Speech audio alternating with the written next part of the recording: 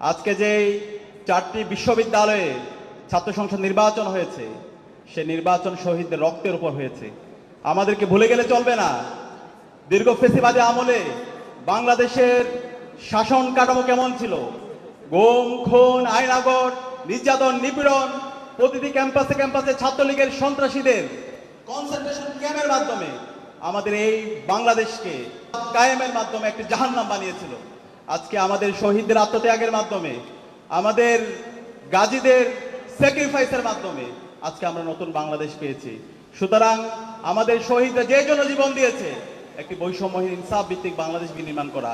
এখন আমাদের মূল দায়িত্ব হবে শহীদদের আকাঙ্ক্ষার আলোকে এই নতুন বাংলাদেশ বিনির্মাণ করা। এখন নতুন বাংলাদেশের রাজনীতি হবে ওয়েলফেয়ার এন্ড পলিটিক্স সেন্ট্রিক রাজনীতি। নতুন বাংলাদেশে মাসল পলিটিক্স চলবে না, চাঁদাবাজির রাজনীতি চলবে না, টেন্ডারবাজির রাজনীতি চলবে না। নতুন বাংলাদেশে ফাও খাওয়ার রাজনীতি চলবে না। যারা রাজনীতি, সে দিল্লির বয়ান, মুজিববাদী যে বয়ান আছে, সে বয়ান যারা আবার ফিরে নিয়ে আসতে চাইবে, বাংলাদেশে ফেসিবাদের যে পরিণতি হয়েছিল তার চাইতে খারাপ পরিণতি আপনাদের হবে।